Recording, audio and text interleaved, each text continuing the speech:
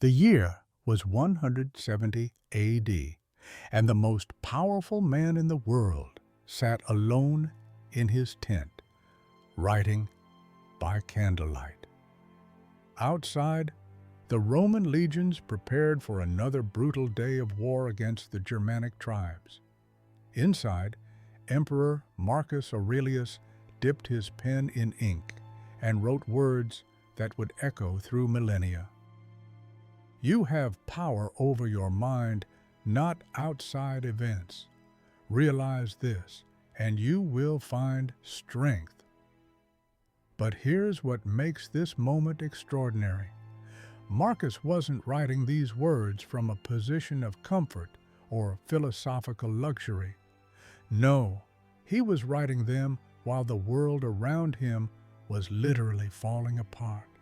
He was as confused as a newborn in a world filled with uncertainty. Let me take you back to where it all began. Marcus Aurelius never wanted to be emperor. Born in 121 AD into a prominent Roman family, young Marcus was a sensitive, thoughtful boy who preferred philosophy to politics, books to battles, and contemplation to conquest. He would spend hours reading Greek philosophy, particularly the Stoics, absorbing their wisdom like a sponge drinks water. When Emperor Hadrian noticed the young Marcus, he saw something special. Not the typical Roman hunger for power or glory, but something rarer: wisdom, discipline, and genuine virtue. Hadrian arranged for Marcus to be adopted by his successor, Antoninus Pius, ensuring Marcus would one day rule Rome. Marcus accepted this fate with the resignation of a true Stoic. He didn't celebrate. He didn't scheme for power. He simply acknowledged what he could not control and prepared himself for the burden ahead. For 19 years, he served as Antoninus's co-ruler, learning the craft of governance, studying philosophy, and preparing his mind for the immense responsibility that awaited him. When Antoninus died in 161 AD, Marcus became emperor at age 40. The Senate expected him to rule alone. Marcus immediately insisted on sharing power with his adoptive brother, Lucius Verus. Why? Because Marcus understood something profound. We were born to work together like feet, hands, and eyes, like the two rows of teeth, upper and lower. To obstruct each other is unnatural. For a brief moment, it seemed Rome had found its philosopher king. The dream Plato had written about centuries earlier had finally come true. But fate had other plans. If you're watching this from anywhere in the world right now, drop a comment and let me know where you are. I'm curious to see how far Marcus's story has reached across time and space. In 165 AD, just 4 years into Marcus's reign, something terrible arrived in Rome. Lucius Verus's legions returned victorious from a campaign in the east, bringing with them not just spoils of war, but an invisible enemy more deadly than any barbarian army: the Antonine Plague. We now believe it was either smallpox or measles, but the ancient Romans had no name for it, no defense against it, and no understanding of how it spread. They only knew that people began dying in numbers that defied comprehension. First, it was a trickle, a soldier here, a merchant there, then dozens, then hundreds, then thousands. The plague spread through Rome like wildfire through dry grass, consuming everything in its path. Imagine the Forum Romanum, usually bustling with Tens of thousands of citizens debating, trading, and living reduced to a ghost town. Bodies piled in the streets faster than they could be burned or buried. The smoke from funeral pyres turned day into twilight. The smell of death permeated everything. The plague didn't discriminate. Rich and poor, slave and senator, soldier and civilian, all fell before it. Even Lucius Verus, Marcus's co-emperor and adoptive brother, succumbed to it in 169 AD.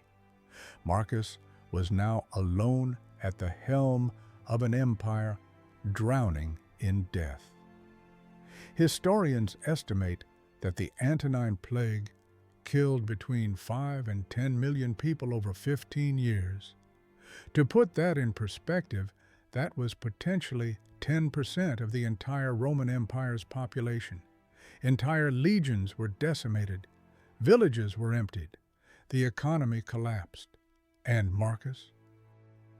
He didn't flee to some safe country estate. He didn't lock himself away in luxury while his people suffered. He stayed, he worked, he led. But the plague was only the beginning of his trials. While disease ravaged the empire from within, Rome's enemies saw weakness and opportunity. Germanic tribes along the northern frontier, the Marcomanni, the Quadi, the Iazyges, launched the most serious invasions Rome had faced in centuries. These weren't mere raids. This was an existential threat. Barbarian armies crossed the Danube River in massive numbers, overwhelming Roman defenses, burning Roman settlements, and pushing deep into imperial territory. For the first time in centuries, Italy itself was threatened. Marcus had no military experience. He was a philosopher, a reader, a thinker. But when duty called, the Stoic answered. In 170 AD, Marcus left Rome and traveled north to the frontier. He would spend the next decade of his life there, living in military camps, commanding legions, and fighting a brutal, grinding war of attrition against enemies who seemed endless. The contrast couldn't be more stark. Here was a man who loved nothing more than quiet contemplation, now covered in the mud and blood of constant warfare. A man who sought inner peace, surrounded by the chaos of battle. A man who wrote about accepting fate, now forced to decide the fates of thousands. And through it all, Marcus kept writing. Every night, after days filled with battle plans, casualty reports, and the weight of impossible decisions, Marcus would sit in his tent and write. Not official histories or propaganda, not laws or decrees. He wrote to himself. These writings, which we now call the Meditations, weren't meant for publication. They were Marcus's private journal, his way of processing the unbearable pressure he faced, his method of staying sane when everything around him descended into madness. When you wake up in the morning, tell yourself, the people I deal with today will be meddling, ungrateful, arrogant, dishonest, jealous, and surly. That's not cynicism. That's a man preparing his mind for the reality of leading an empire in crisis. And then he adds something crucial. But I have seen the beauty of good and the ugliness of evil, and have recognized that the wrongdoer has a nature related to my own, not of the same blood or birth, but the same mind, and possessing a share of the divine.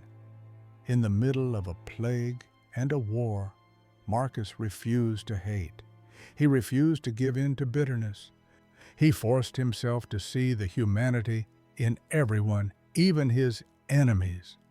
Read that again. While Germanic warriors were killing Roman soldiers, while disease was killing Roman civilians, while the world seemed to be ending, Marcus chose compassion. This is what makes his philosophy so powerful. It wasn't developed in an ivory tower.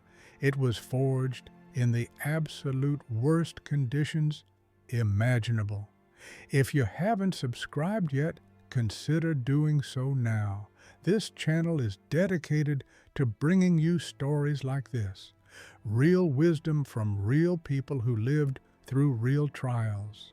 Let's continue, but there's something we need to talk about that often gets overlooked when we discuss Marcus Aurelius. Something that makes his stoicism even more remarkable and heartbreaking. His children kept dying. Marcus and his wife Faustina had 13 children together. 13, and only one son and 4 daughters survived to adulthood. Think about that. 9 of his children died, many of them during these plague years. Can you imagine it? You're leading an empire through its darkest hour. Thousands die every day from plague. Thousands more die in battle. And then you get word that your child, your own child, has succumbed to the disease. And then another, and another. Marcus wrote about grief in his Meditations. Loss is nothing else but change, and change is nature's delight. That's not coldness, that's survival. That's a man using philosophy as a life raft in an ocean of suffering, forcing himself to accept what he cannot change so he doesn't drown in despair. He wrote, "Objective judgment, now at this very moment. Unselfish action, now at this very moment. Willing acceptance, now at this very moment, of all external events. That's all you need, now at this very moment. Not tomorrow, not when things get better, now." Because for Marcus, tomorrow might bring another death, another defeat, another disaster. All he had was this moment, and he was determined to meet it with virtue. Here's what's fascinating. Marcus Aurelius was the most powerful person in the known world. He commanded the mightiest military in existence. His word was law across 3 continents. He could have had anything, done anything, taken anything. And yet, in his private writings, he constantly reminded himself of his powerlessness. You could leave life right now. Let that determine what you do and say and think. Everything is only for a day, both that which remembers and that which is remembered. How ridiculous and how strange to be surprised at anything which happens in life. These aren't the words of a powerful conqueror. These are the words of a man who understood that true power isn't control over others. It's control over yourself. It's the ability to choose your response to circumstances you cannot control. The plague, he couldn't control it. The barbarian invasions, he couldn't control them. The deaths of his children, he couldn't control that either. But his response, that was entirely within his power. In 174 AD, Marcus's armies finally began turning the tide against the Germanic tribes. After years of brutal warfare, Roman discipline and Marcus's strategic patience were paying off. Victory seemed possible. But Marcus didn't celebrate prematurely. He understood something profound about success and failure that we often forget today. He wrote, "When you've done well and another has benefited by it, why, like a fool, do you look for a third thing on top? Credit for the good deed or a favor in return? Do your duty, do it well, then let it go." This wasn't passive resignation. Marcus fought the war with everything he had. He made difficult decisions.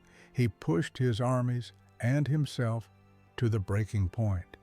But he didn't become attached to outcomes. He understood that he could only control his effort, not the results. This is the heart of Stoic philosophy, and Marcus lived it in the most extreme circumstances imaginable. But fate had one more cruel twist prepared for Marcus Aurelius, his surviving son, Commodus. Throughout Roman history, one of the empire's greatest weaknesses had been succession. Emperors rarely had biological sons survive to adulthood. When they did, those sons were often unfit to rule, spoiled, cruel, or incompetent. For over a century, Rome had solved this problem through adoption. Good emperors adopted capable successors based on merit, not bloodline. Hadrian adopted Antoninus. Antoninus adopted Marcus, but Marcus's son Commodus survived.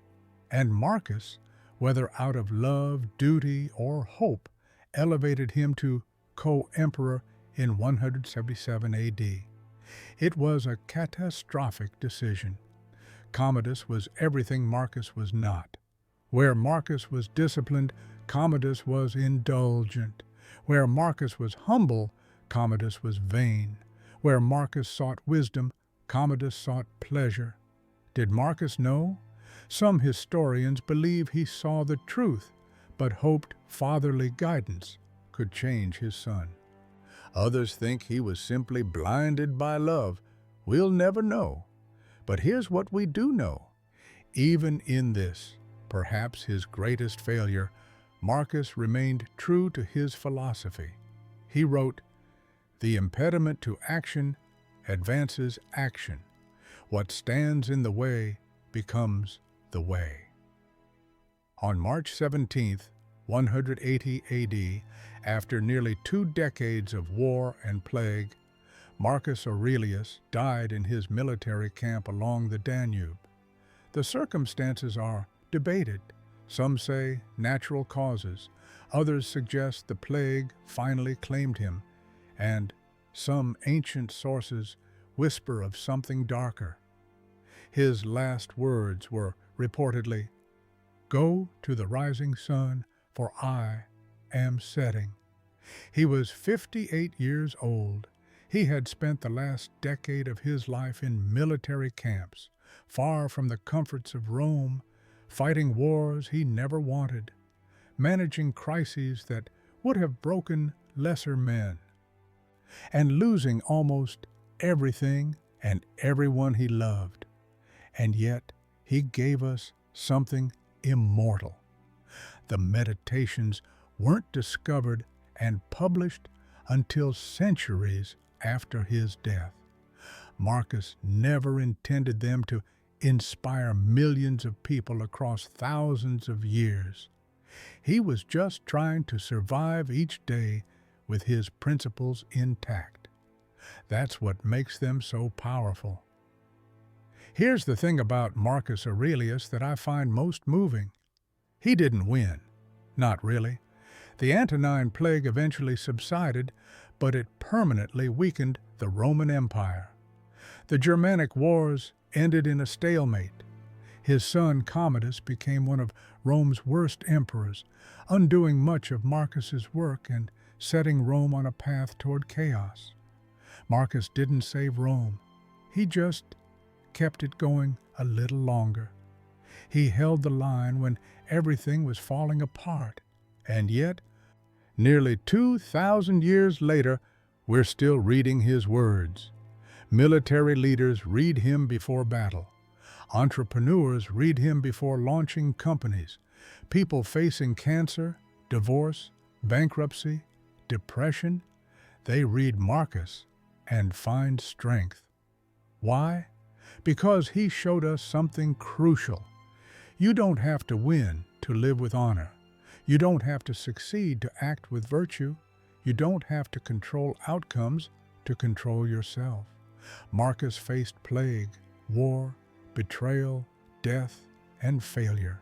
He faced them all with courage, wisdom, and grace, not because he was superhuman, but because he chose every single day to meet whatever came with reason and compassion. You have power over your mind, not outside events. Realize this, and you will find strength. That's not just ancient philosophy. That's practical wisdom for anyone facing difficult times. And difficult times are the only kind of times we really have. If Marcus's story resonated with you, hit that subscribe button. This channel exists to bring you real wisdom from real people who faced real challenges.